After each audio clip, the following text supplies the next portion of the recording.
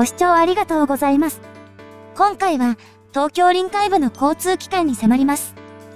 ついに本命とも言える路線の運行が始まったバスの現状、そして将来の展望と課題をまとめて解説します。事前の話と異なる見え切らない状態の背景とは一体何なのでしょうか。東京の主要駅の一つ、新橋駅から南東に 2.5 キロほど開発が進む晴海エリアにやってきました。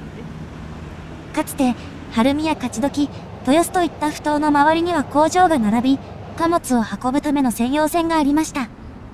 高度経済成長期を支えたものの、それらはトラック輸送に変わられ、専用線は平成元年、1989年までに全廃になっています。勝どきと豊洲は、後に開業した地下鉄の駅名にもなった一方、ここ晴海には地下鉄がありません。今回ご紹介するのが、そんな晴海エリアの交通機関です。湾岸エリアに林立する高層マンションの中で、ひときわ新しいのがこれ。区画の入り口には、サイトオブザ東京2020オリンピックビレッジ&パラリンピックビレッジの文字が。そう、ここは2021年に開催された東京オリンピック・パラリンピックの選手村跡地にできた住宅エリア、晴海フラッグです。道路脇にある商業施設の後ろの角を右に曲がります。区画でも端の方に、今回最初の場所があります。ここが、晴海5丁目バスターミナルです。晴海フラッグの交通アクセスを担う場所であり、周辺には自転車置き場やコミュニティサイクル、日の出に向かう船の発着場もあります。ここには6つのブースがあり、1番2番ブースは、都営バスと中央区のコミュニティバスが使えます。バスを止める区画が斜めに切り込まれているところが、最近できた施設といった感じです。残りの3番から6番を使うのが、東京 BRT。今回ご紹介する、バス交通システムです。ブースを4つ使うとは贅沢な気もしますが、案内板にもある通り、ブースは工事の都合で変わります。屋根付きのブースが完成しているのは5番と6番だけで、3番と4番はまだ工事中です。これらの屋根の工事はこの1ヶ月で急速に進んだもので、都営バスなどの乗り場は工事が済んでいるだけに、遅れが目立ちます。そして爆速コーナリングで回り込んできたのが、東京 BRT の車両です。白と黒を基調に、複数の色のラインをまとった特徴的な外観です。乗車を待つ人は10人もいないです。あのバスが到着した6番ブースは、新橋行きのバスが発着するブースです。日中は20分間隔の運行で、平日の朝夕は本数が増えます。隣の5番ブースには、豊洲市場と国際展示場という湾岸エリアの有名スポットの文字が並びます。ただしこちらは本数が大幅に少ないです。平日の夕方には1分間隔で続行するバスがあり、運行頻度や間隔を見ても普段使いには適さないダイヤです。路線図がこちら。ループ状の区間や妙に短い区間、同じ色の線が2本あるなど、規模の割には複雑です。バスに乗る前に、東京 BRT の歴史と概要をおさらいです。東京 BRT は、2020年10月に運行を開始した交通機関です。現在、湾岸エリアに4つのルートがあります。BRT は、バスラピッドトランジットの略。バス高速輸送システムとも呼ばれ、定義ははっきりしていない部分もあるものの、現在国内外で BRT と呼ばれるものの多くが、専用走行車線を確保し、速達性や定時性に優れ、大人数を一度に輸送できる、バス車両をベースとした交通機関です。国内では、東日本大震災で大きな被害を受けた在来線、JR 気仙沼線や大船渡線の復旧のために導入されたものが有名です。鉄道よりも低コストで運用できるため、災害の有無に関わらず、ローカル線の代替として検討されることも増えました。海外では、それなりの整備費用を投じてバス専用道路や車線を設け、遅延を防ぐのが一般的です。交差点が優先的に青信号にされたり、バスの進路と交差する車両の流れをなくす施策が取られることもあります。料金の支払いでバスが遅れるのを防ぐため、運賃をバス停で支払う方式も見られます。2020年10月に始まったのは、プレ運行1時。ルートは一つだけでした。もともと、東京五輪前の5月の開始予定でしたが、感染症の影響で後ろ倒しになっています。2023年4月から始まったのが、プレ運行2時。バス停の新設や移動が行われ、ルートは3つに増えました。プレ運行1時のルートは豊洲経由で延長され、豊洲市場や国際展示場などを通る幹線ルートが新設。新橋勝どき間を往復するルートも新設されました。もっと早く始める予定だったのですが、22年1月から3月に行う予定だったバス停の新設工事などの入札が不調に終わり、延期になっていました。そして今年2月には、選手村ルートの運行がスタート。晴海フラッグへのアクセスを念頭に置いたため、勝どき BRT バス停は通過する思い切りの良さです。合わせて、幹線ルートの一部が虎ノ門ヒルズ発着になりました。1年遅れの五輪開催を経て、晴海フラッグではマンション21棟への住民の入居が今年1月から始まり、今年4月には小中学校が開校しています。メインのタワマン2棟はまだ建設中ですが、人口は着実に増えており、朝は通勤通学する人も多いです。当時分譲された住戸の価格は、平均でおよそ7500万円。周辺相場より割安な価格が人気を呼び、抽選倍率は最高266倍でした。分譲当時は話題をさらった晴海フラッグですが、序盤で触れた通り交通アクセスが貧弱で、最寄りの駅まで1キロ以上あります。都営大江戸線の勝どき駅は、建設当時の道路計画との兼ね合いや、建設費削減の圧力もあり、設備が小さくて動線が貧弱でした。開業後のオフィスやマンション開発によって乗降客数が爆増し、ホームを増設する大改造を余儀なくされています。駅の混雑は相変わらずで、遠くてこの駅に通勤通学輸送を任せるわけにはいかず、バス路線が整備されたというわけです。また、エリア内にはレンタサイクルのポートが大量にあります。新しい街なので整備計画に組み入れやすかったのはありそうですが、この台数は壮観です。交通アクセスを少しでも改善しようという苦労が滲みます。晴海5丁目ターミナルのほか、晴海フラッグ内には2カ所のバス停があります。なお、路線図ではループ状になっていますが、実際には若干異なる運行形態です。選手村ルートには快速バスがあります。朝の下り方面だけで、本数の多い時間帯に晴海5丁目ターミナルまで素早く車両を戻すため、途中をショートカットします。途中にある晴海ふ頭公園バス停は、文字通り公園の近くにあり、周りには公園と住宅しかないです。朝にここを目的地にする人がいないため、朝の下りの便は一部がショートカットします。幹線ルートにも、晴海ふ頭公園を経由しない快速便があります。一方、一区間だけの勝どきルートは実質的に休止状態になっています。車両は3種類。連接バスは、それまで海外製ばかりだった中で初めての国産車両で、部品供給がしやすいことから、国内の連接バス導入に弾みがつきそうです。119人の定員を誇りますが、1台しかないため、幹線ルートの一部に限定されています。そのため現時点では、単車と呼ばれる普通の車両での運行が大半です。運行は、京成バスと同社が設立した新会社、東京 BRT 株式会社が担っています。東京 BRT の本社は、千葉県市川市の京成バス本社に併設されており、運行業務は江東区塩見の塩見営業所が担います。京成バスが運行する便の運行拠点は、江東区東雲にある京成バスの東雲車庫です。朝夕にある豊洲市場行きのバスは、こうした車庫との出入りによるもののようです。去年12月には、国際展示場で行われたイベントのために、新橋駅と国際展示場駅とを結ぶ直行便が運行されるなど、存在感が高まっています。今年3月には、国内の交通機関ではまだ珍しい、クレジットカードのタッチ決済にも対応しています。プレ運行1時が始まった時は、毎時450人程度、片道6便程度としていた輸送力は、本格運行開始時には毎時2000人程度、片道20便程度にまで増やされる計画です。また、定時性を高めるための施策が検討されています。信用乗車方式はすべてのドアから乗り降りできるようにする方式で、国内では去年8月に開業したライトラインで導入されましたが、大々的に導入している事業者はまだ少ないです。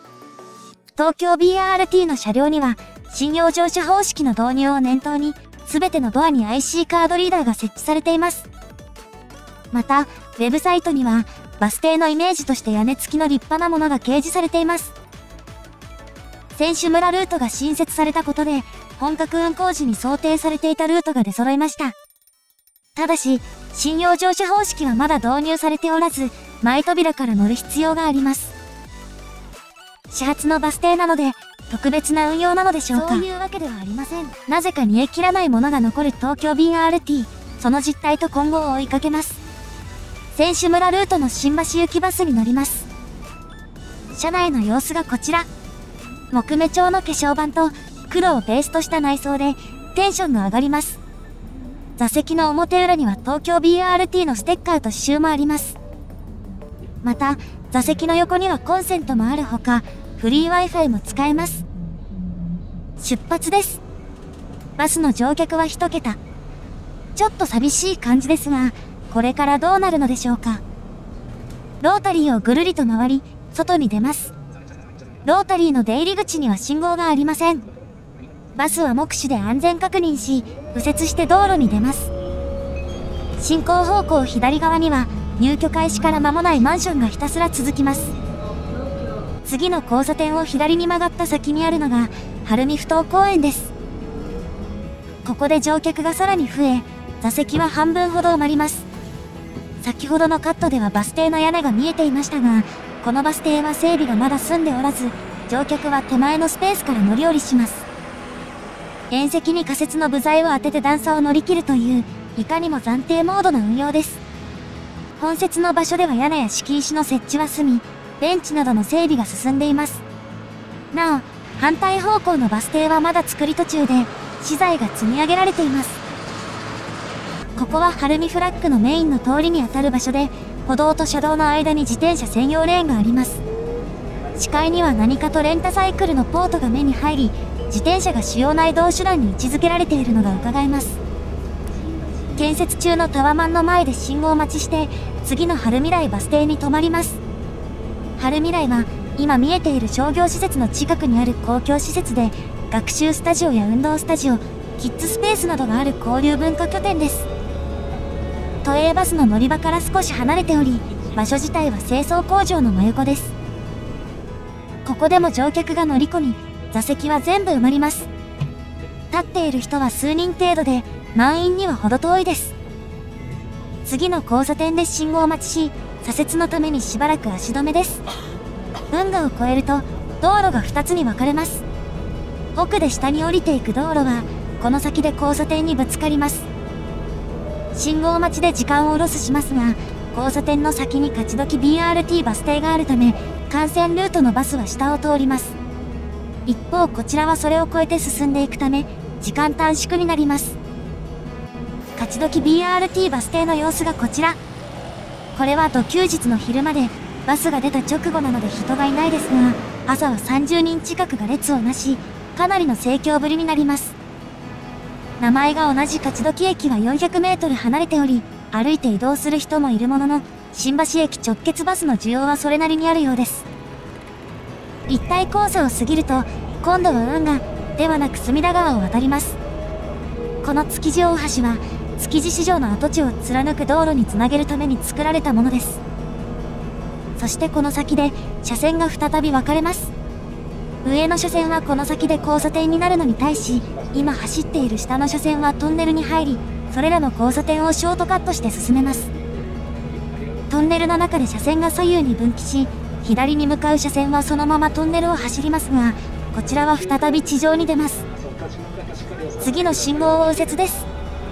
タイミングよく信号が青なので、このまま進みます。信号機はわずかな差で赤になっており、ギリギリのタイミングで通れたのがわかります。次の信号は左折。またしてもタイミングよく青信号なので、晴海台バス停から新橋バス停まで信号1箇所に引っかかるだけで来れました。ここが終点なので、すべての乗客が降ります。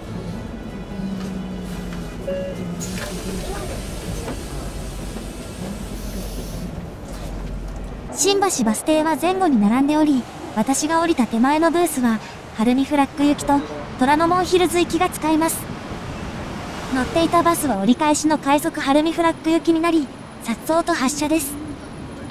一方奥のブースは、晴海、豊洲、国際展示場方面の乗り場です。そこにやってきたのは、東京 BRT で1台しかない連接バス。全長18メートルの超巨体は圧巻です。このバスは、虎ノ門ヒルズからやってきた幹線ルートの下り方面、国際展示場行きです。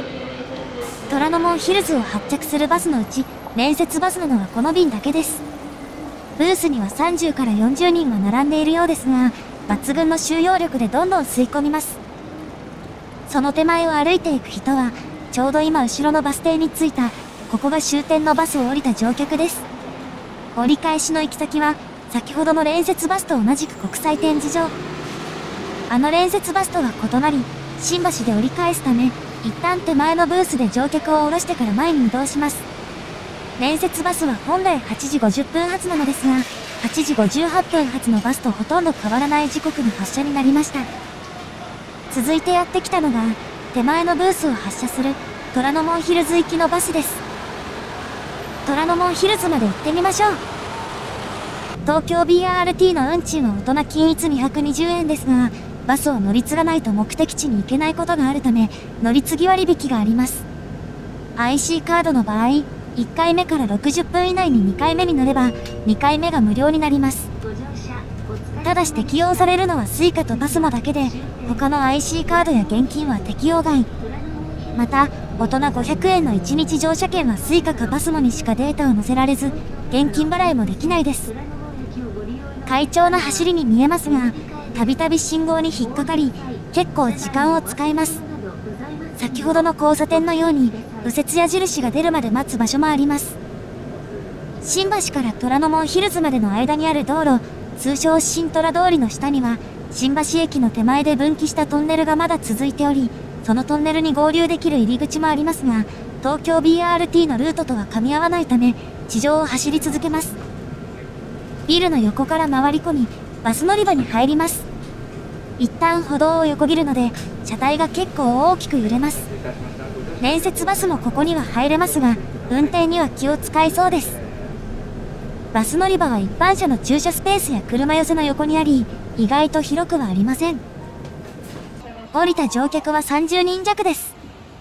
東京メトロ日比谷線の虎ノ門ヒルズ駅は、去年7月に本開業を迎え、駅併設のステーションタワーも稼働するなど、賑わいは確実に増しているだけに、ちょっと取り残されている感じが漂います。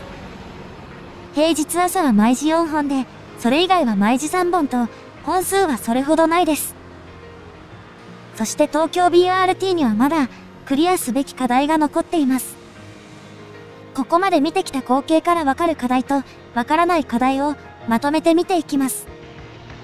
東京 BRT のルートには、専用道路や専用車線がありません。交差点をショートカットできるのも、選手村ルートが通る立体交差やトンネルなどに限られます。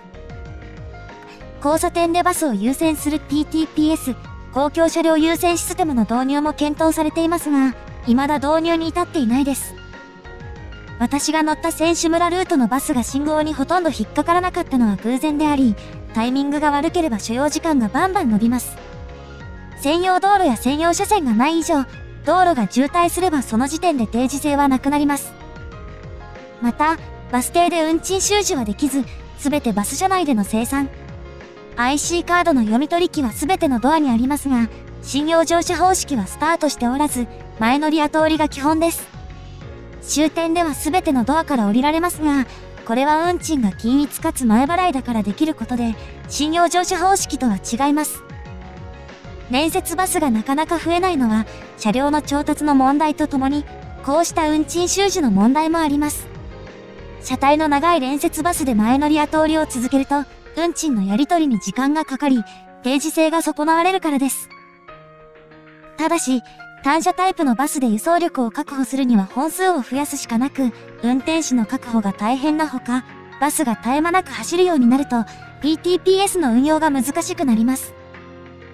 BRT の定義には幅があるとはいえ、今の状態は一般の路線バスと同じであり、東京 BRT は BRT と言えるものではないです。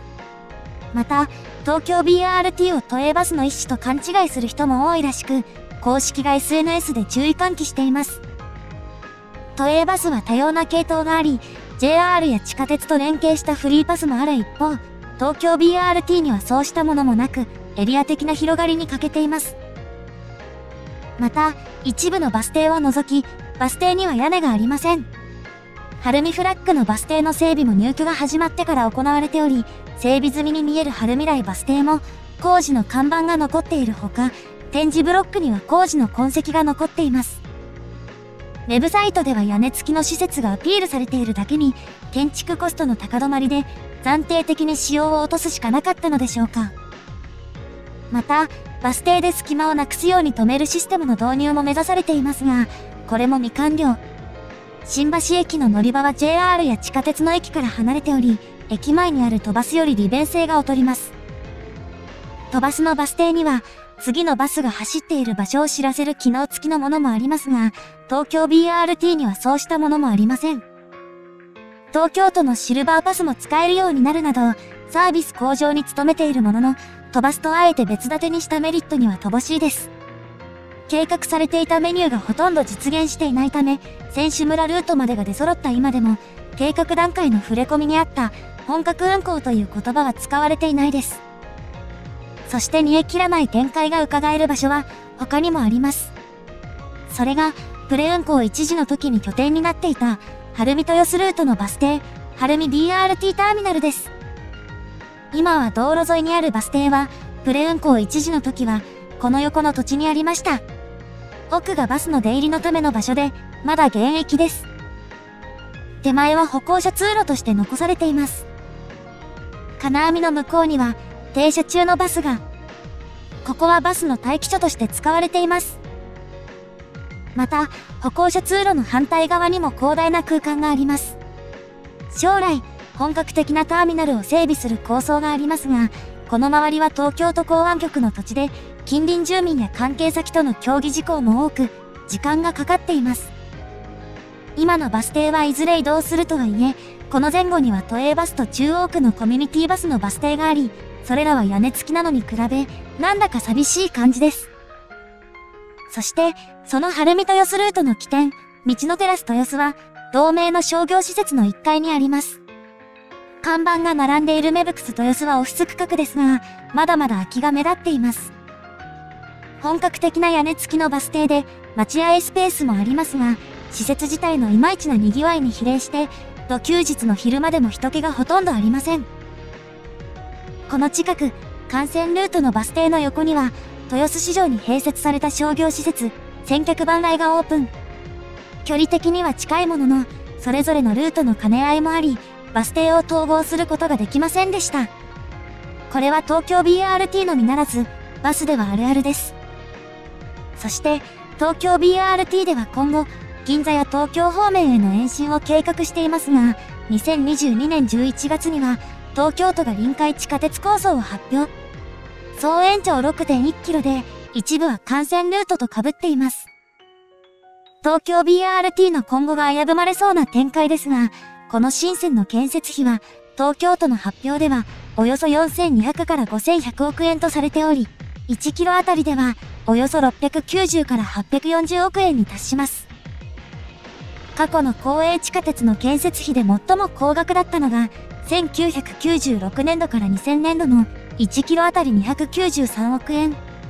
その 2.4 倍から 2.9 倍という莫大なコストがかかります。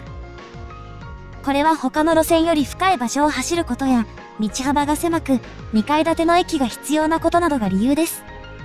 東京都は2040年の開業を目指すとしており、具体的な運営主体として臨海線を運行する事業者を選定していますが、その通りに行くかは不透明です。晴海フラッグでは、街開きを記念したイベントも行われ、活気が増すことが期待されます。かなりの間、湾岸エリアの交通を担うことになる東京 BRT。ここから巻き返してほしいですね。ご視聴ありがとうございました。